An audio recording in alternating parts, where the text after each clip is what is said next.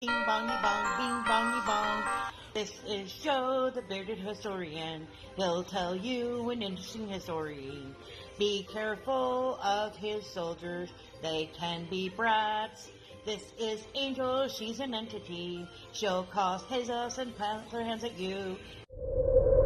This is Sue, she likes spirits, not the alcohol. She's the reason this channel exists. This is David, he likes fire trucks. He's here occasionally. Bing bongy bong, bing bongy bong, bing bongy bong. We preserve his story. Welcome to Friday. It's almost June. Are you ready? I don't know why you have to get ready for June, but June is Pride Month for those who are in that community, like our Miss Angel. So, totes to you, or to them, and support who you can. If that's not your thing, well, at least keep it to yourself. How's that? Today's video is Joe reading a couple of signs. And as you know, I generally do signs as either shorts or I group them together into one video. But these two signs took long enough to read that they're a video together. So enjoy that. At least they're the same topic instead of random like most of our science videos. I'm rambling. Are you ready? We've got a moose race. Are you ready? Here we go. Shout out time. Here's a shout out just for you. You support me, I'll support you. The shout out is for our friends. Let's see who it is today.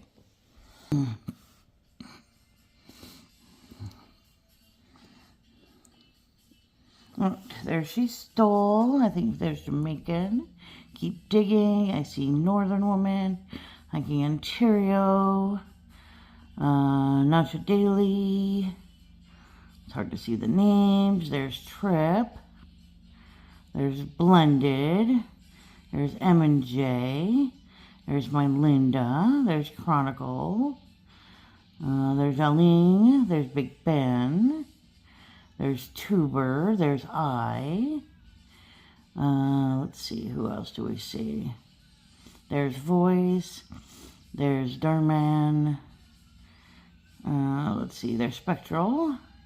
There's Win. There's Jocelyn. There's Steph.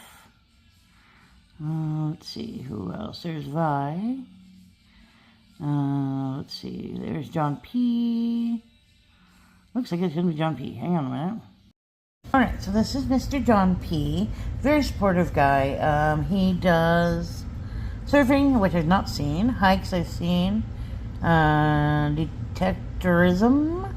That is not a word. No, just kidding. It is. But you see we have some bike rides and some beach scenes here. Some shorts, which are just kind of random silliness, which are always fun. And then lives, which is gaming, kind of hangout. John's very supportive, so check out John. Let's see here. Mr. John, apparently he finished his live. He was at a live as I was doing this. But very supportive. He does lots of lives, desert beach, back road trips. So lots of lives, lots of vlogging. So check Mr. John out. He's wonderful, very supportive. Like, share, comment. Have a good day.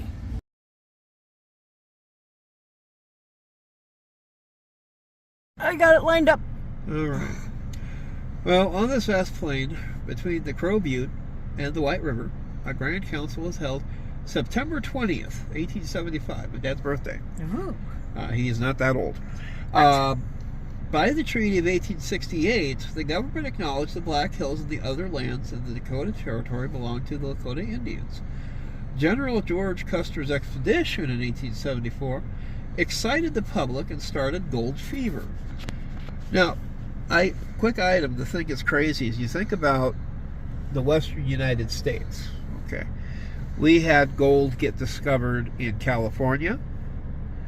We had gold get discovered in Montana. In fact, the discovery of gold in Montana started superseding the problems we had here because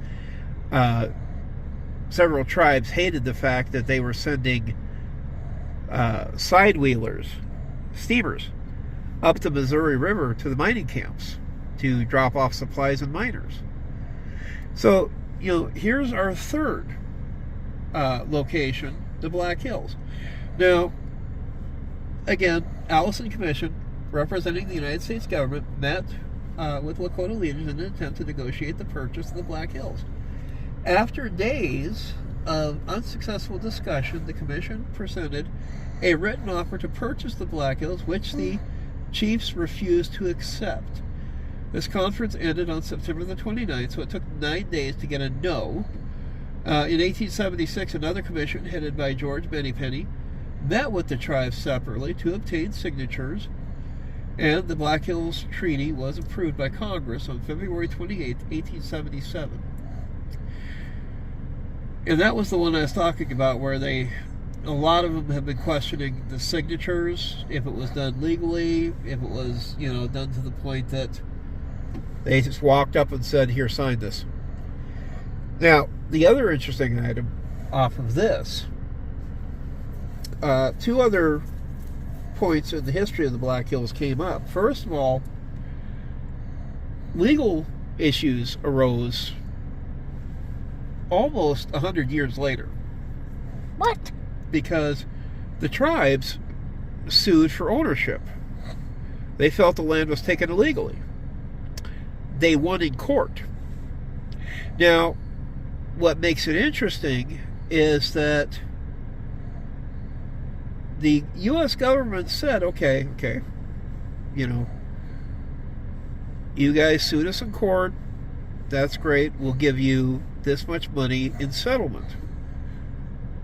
Now, if the tribes would have taken the money, then the tribes would have no grounding as to ownership of the land.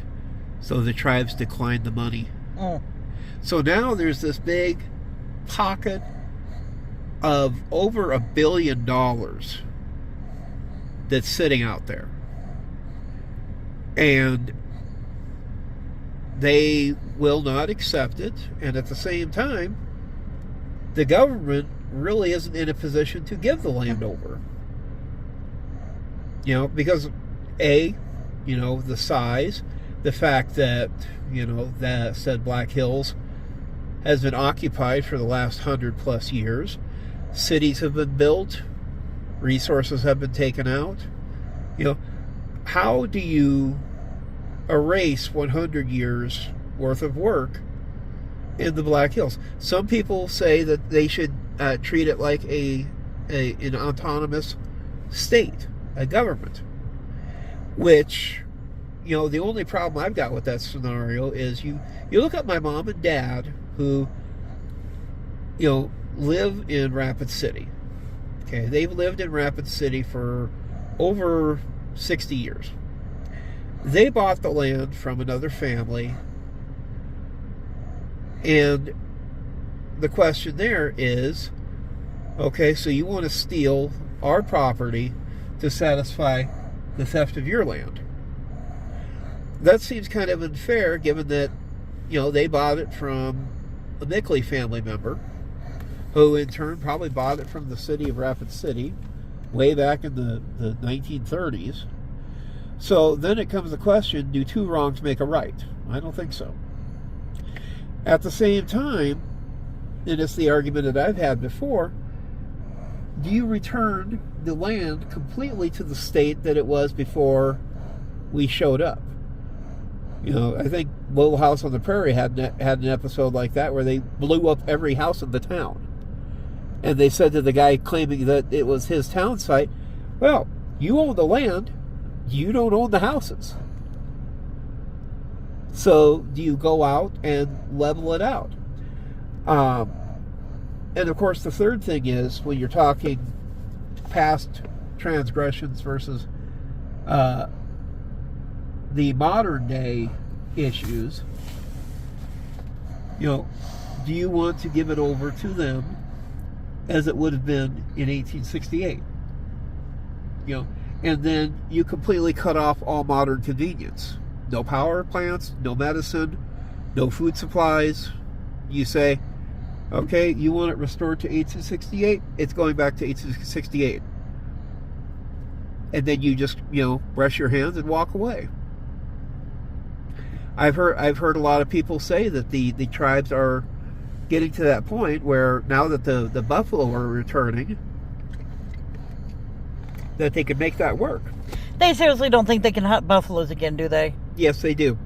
Alrighty then. They I have no problems with them having their own land if I felt that they could take care of it. But I have seen the cities that they have most control over, and they've done jack shit with it. Oh yeah. Or it's fallen apart. So I don't believe that they can go buffalo hunting again. And see, that's the other thing that I look at is I've seen how their government works. Their so-called councils, their chief councils.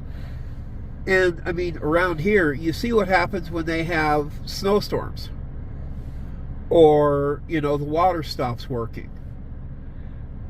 They demanded Christy Nome leave their lands. What happens when the first blizzard shows up? All right. Then they ask for help. All of a sudden, and it's like you can't have it both ways. Either you want to be independent, or you want to be part of the country. Oh yeah. It's like all those other people who want to do the sovereign nation, or they want to be split off from the United States. I'm like, fine, but don't come back asking for help once there's an emergency. Yeah. That's not how it works. Nope. You get one or the other. You cannot have it both ways. Yeah. But yeah, this is the marker for where the big tree was, the treaty tree as they called it. But now you can see it's just pretty much wide open. There's a few houses here. Got a horse right there. Got some cattle back there. But this has been our little joyride into the Panhandle of Nebraska. You know what? I'm going to put these together because we have almost 8 minutes on this one. So 15, yeah. I'm just saying. 8 and 7, it works. What historical thing did you do? We talked about 2 signs for 15 minutes. Yes. Why? Because he can. That's the way we do it. And if you want to, you can even write on the register book.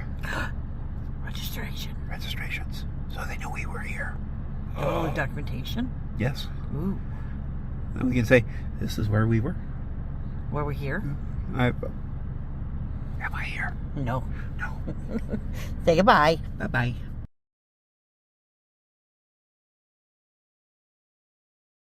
I got it on camera. Go ahead. Okay.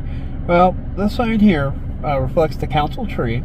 In September of 1875, a lone cottonwood provided a landmark where the Allison Commission met with thousands of Lakota Sioux in a futile effort to buy the Black Hills based on the recollections of elder Lakotas. Captain Christopher Robinson, chapter DAR of Crawford, marked what was believed to be the historic tree in May of 1932.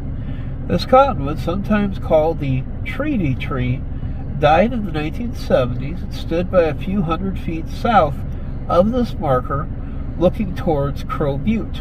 So that would be off to the direction that way. But it's also kind of amazing to think about the fact that, you look out over this area, imagine 10,000 Sioux out here, getting together for this meeting with this tiny little commission, and them trying to come up with terms. The Lakota have already said they weren't going to give up the land. They were adamant on that.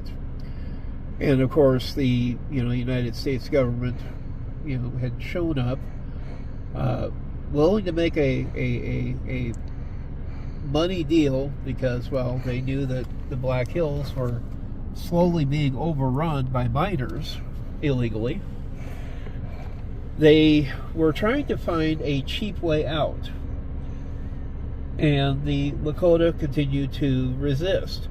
It wound up getting to the point that, as I had mentioned at the other sign, the take it or leave it point of view, because the way the so-called Many-Penny option went was that they had to go through and get all able male members of the tribe that I think it's like 4/5 had to vote in favor of accepting the treaty. And let's just say not a lot of them understood English, so I'm not sure how What? they would have gotten the negotiations through. How dare you? But as the process went through, they, the guys in Washington were like, hey, it passed, we're good. Open up the area, wide open to settlement, to mining, all sorts of garbage. The big thing also to realize, if you looked at maps, even to this day, you'll see it in a couple different places where it mentions originally the reservation was going to be all of western South Dakota, the northern part of Nebraska, back into Wyoming, and a little part of North Dakota in present day terms. Then, when it became just the South Dakota segment, a little bit of it over closer to the Missouri River was going to be open to white people, white settlement. Places like Chamberlain, Fort Sully, Fort Pierre, of course, was already open. What was Charles Mix County, still is. Those areas would be open to settlement, ranching, etc. But when they got to the point that this was going to happen, that's when Pine Ridge basically got broken into about three big pieces. Because you had the Pine Ridge Indian Reservation, you had the Rosebud Indian Reservation, and then the Yankton Sioux Reservation. Those three primaries. Now, the big thing there, the Pine Ridge and the Rosebud, they still exist on this side of the river. The interesting part of it is that Bennett County, if you ever want to look at something goofy sometime, look at Bennett County, because literally the county has all these little side spots. And it's because when they did the treaty and the land lease, the Dawes Act, as it was called, was set up into play, they thought any land that wasn't being used by the tribes could be sold to white settlers. And so you have all these little side acreage that the reservation owns, but they're not all interconnected. And they're slowly starting to put that back together, which is kind of nice, because I think it makes up like 47% of the acreage inside Bennett County. But it's really weird the way they have it all divvied out. But they're starting to get places that are donating the land back to the reservation to make sure, members of said tribe get their respective lands back. But this here basically started the big black eye as far as the Black Hills went, because it was an effort, and that's the way the business worked for the United States, is that they like to, if they couldn't get it one way or another, they couldn't get away, they went in another. Well, they tried money. Then when the money didn't work, then they decided, well, if we can make life as impossible as imaginable for the Lakota, that's when you had the trains go through and they wholesale would shoot the buffalo, not to collect them, not to harvest the meat. They just used them for target practice. Oh, you have to practice on something, right? Not this way.